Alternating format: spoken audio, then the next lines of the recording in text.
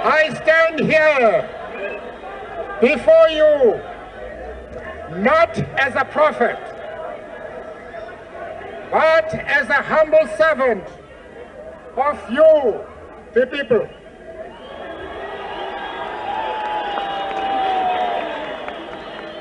Your tireless. Hola a todos, a nuestros amigos de la Fundación Africa Dream. Bienvenidos a este segundo episodio del podcast África Conecta. Aquí a distancia tengo a mi amigo Cristian. Hola Cristian, ¿cómo estás? Hola Jorge, ¿cómo están? Saludos a todos. Estamos contentos ya de tener el segundo episodio de nuestro podcast. ¿Nos podrías adelantar tal vez qué vamos a hablar en este segundo episodio?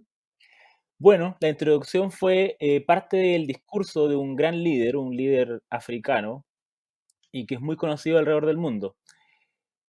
Hablamos de Nelson Mandela. Un 18 de julio de 1918 nace Nelson Rolihlahla Mandela en Sudáfrica. Este personaje, estoy viendo acá que perteneció a la etnia Xhosa y cabe destacar que su nombre de nacimiento,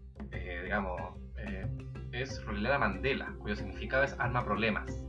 ¿Tú sabías que hay una tradición en África, más bien no en África, sino en las comunidades que eran parte de la corona británica, que a los niños se les cambiaba su nombre de origen, su nombre que venían, digamos, desde su tribu, a un nombre británico, y a la edad de 7 años, 7, 8 años, a Nelson Mandela le asignan un nombre que es el nombre de Nelson. Fue su profesora del colegio que le dice Nelson, digamos.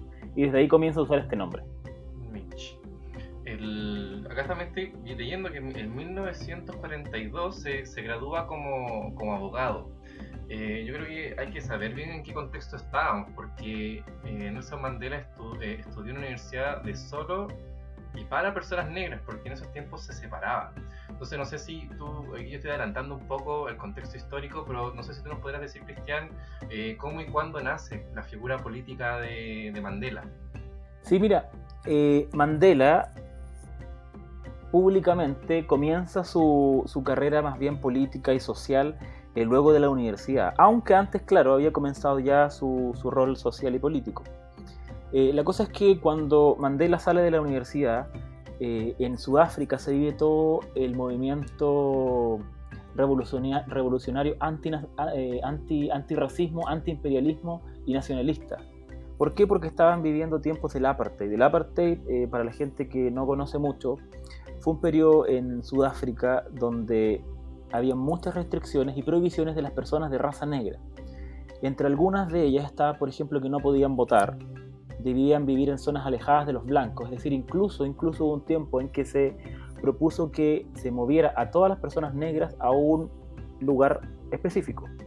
Si bien las ciudades estaban segregadas, se quería crear, digamos, solo un espacio para ellos. Además, por ejemplo, se les cobraba menos que los blancos por el mismo trabajo, es decir, ellos se les pagaba menos. También si iban al colegio debían ir a centros separados y con un peor nivel educativo. También no podían ser pareja o casarse con una persona blanca. Tampoco podían utilizar el mismo baño público. No podían por lo mismo subirse en el mismo autobús que las otras personas. Tampoco incluso podían bañarse en las mismas playas. Y entre muchas otras restricciones, digamos, que sufrían las personas en ese tiempo. Bueno, después de varias huelgas y protestas, cada vez más el nombre de Nelson Mandela estaba siendo cada vez más escuchado. Entonces, yo creo que con toda la violencia, y tal vez uno ahí podría tal vez entender o no, justificarlo o no, por la constancia en la violencia ejercida por el gobierno, ahí Mandela decide recurrir a la lucha armada. Y es en el año 1972 capturado y condenado a cadena perpetua, y pasando ahí 27 años de su vida encerrado en condiciones, digamos, precarias que entrega a la cárcel.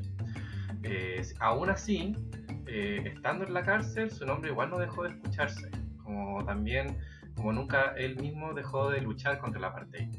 Algo importante también que se me fue decir antes es que en el año en que sale de la universidad, el año 42-43, funda el Congreso Nacional Africano, que es un partido político que tenía ideales nacionalistas, antirracistas, y que estaban, digamos, por ir en contra de todo esto, de estas leyes en contra de la población negra, ¿ya? La corona caridad es un gesto de cercanía con la persona que pierde a un ser querido. Hoy, en tiempo de cuarentena, una forma de acompañar es a través de estas coronas. Para más información, visite la página www.africadream.cl o nuestras redes sociales.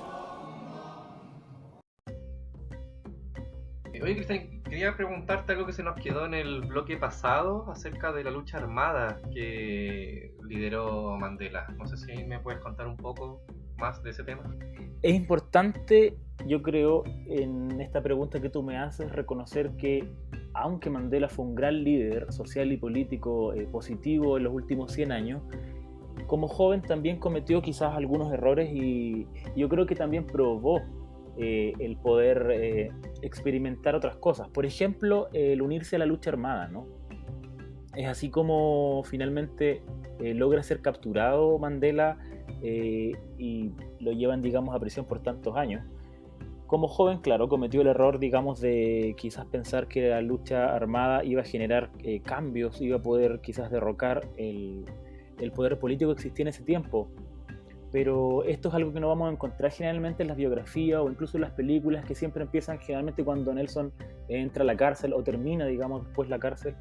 Pero este es un episodio que perdón, no va a aparecer generalmente en las biografías. Pero como todo joven, es una época donde cometemos errores, tomamos malas decisiones. Lo importante sí es recalcar que Mandela, claro, se da cuenta que la lucha armada realmente no iba a llegar a ningún lado, iba a causar más dolor y más separación dentro de África. Bueno, igual 27 años no dejan de ser menores, prácticamente un gran fragmento de tu vida. Pero ya al pasar de los tiempos y por presiones internacionales, en 1990, ya con el presidente Frederick de Klerk, libera a Mandela con ya la edad de 71 años, o sea, ya igual ya bien viejito, y lo bueno es que pudieron trabajar juntos, así lograron derrocar el apartheid ya unos años después, y gracias a eso, 3 años después, fue galardonado con el Premio Nobel de la Paz. Y bueno, igual Mandela fue siempre igual insistente, o sea, no dejó la política, y eso creo que habla muy bien de él también.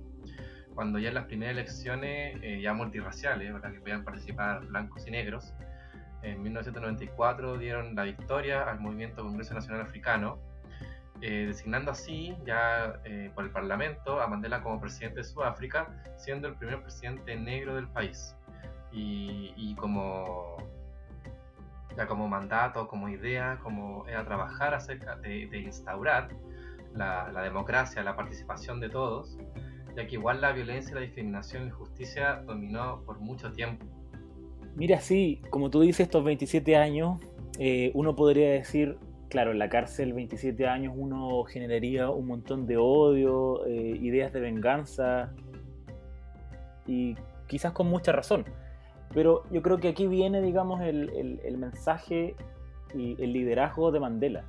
Tuvo, yo creo que mucho tiempo efectivamente para cultivar, digamos, una templanza y un deseo de una real creación de la paz en su país, porque podría haber dicho, no sé, él tenía, a ver, Mandela tenía muchos seguidores, ¿ya?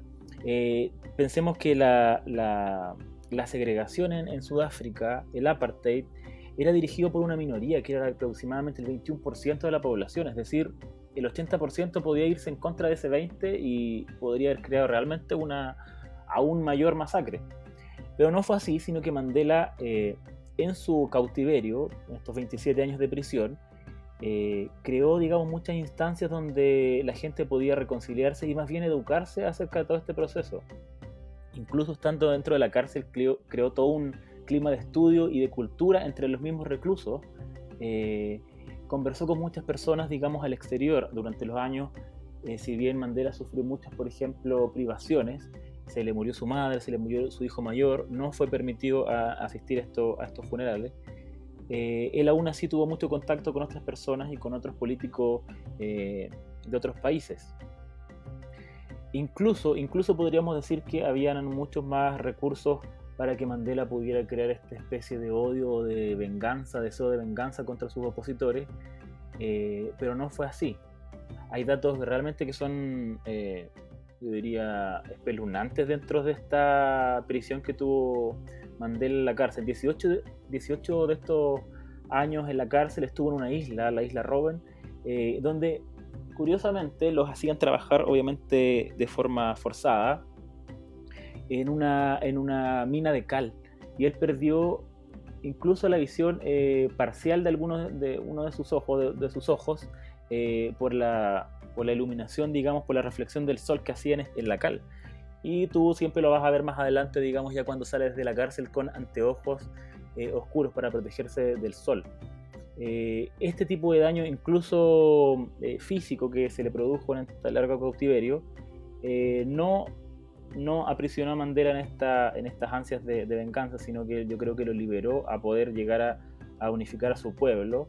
Y fue así como llegó a la presidencia en el 94, dando también un gesto muy importante. Él nombró como presidente a la persona que lo liberó, a un hombre blanco, un presidente blanco, que era Frederick de Klerk. Anunció esto, y por supuesto entre los dos comenzaron a eliminar, digamos, estas leyes discriminatorias, al levantamiento del veto a los partidos de oposición, principalmente al Congreso Africano, que lideraba Mandela. Y así, digamos, fue creando una especie de reconciliación que, si lo pensamos bien, fue en un corto periodo de tiempo. Sí, no, yo creo que interesante también las formas como Mandela quería lograr esa unión, ¿verdad? Él cómo quiso construir una nación para todos, sin distinguir entre razas, sin distinguir de color. Y yo creo que una de las formas que podemos verlo como registro, un poco, es la película Invictus del año 2009, que fue dirigida por Clint Eastwood, que fue cómo Mandela apoya la selección de rugby, que prácticamente estaba formada por blancos, ¿verdad? Que donde él dijo que tenían que jugar gente negra, y donde organizó en el año 1995 la Copa Mundial de Rugby. Entonces al final es ver cómo él logra, mediante el deporte, construir una nación junta, todos unidos. Y ahí me trae un poco el recuerdo del año 2010, cuando se hizo el Mundial de Fútbol de Sudáfrica, en la que Chile clasificó, está dirigido por Marcelo Bielsa, aún me acuerdo. Y no fue mal. Claro, y ahí fue invitado Mandela, o sea, igual, cómo también se usó el deporte como forma de construir la nación, como forma de unión. Que igual ese mundial igual no estuvo exento de polémicas, de críticas, ¿verdad? Con todo el tema de los recursos, entre otros. Pero no, fue bonito cuando lo llevaron en el partido inaugural. Yo me acuerdo cuando lo vi. Y bueno, cuando ya el 5 de diciembre del 2013, ya a la edad de 95 años, ya bien viejito ya, fallece ese día, y el presidente de ese minuto, Jacob Zuma, declara 10 días de duelo nacional, cuyo funeral se llevó a cabo en el estadio Soccer City de Johannesburg. Así, amigos, termina este segundo episodio de África Conecta, el podcast de la Fundación Africa Dream. Muy interesante el personaje, me gustó mucho. No sé qué opinas tú, Cristian. Mira, yo creo que más adelante vamos a lanzar un segundo episodio de Mandela, porque se lo merece. Yo creo que su vida es muy amplia, digamos, para poder nosotros comentar y hablar mucho más de él. Estoy totalmente de acuerdo contigo, Cristian. Creo que sí se merece un segundo episodio. Creo que hay que seguir profundizando a este personaje, como también a otros. A todos nuestros amigos que escuchan el podcast, los invito a seguir escuchando, seguir nuestras redes sociales, meterse a la página, ver todo lo que nuestra fundación hace. Así que ahí nos vemos. Y los dejamos invitados entonces para el próximo episodio, donde les vamos a tener una sorpresa. Y los dejamos con una frase de Mandela, ya para despedirnos. La muerte es algo inevitable. Cuando un hombre ha hecho lo que él considera como su deber para con su pueblo y su país, puede descansar en paz. Creo que he hecho ese esfuerzo y que por lo tanto dormiré para la eternidad.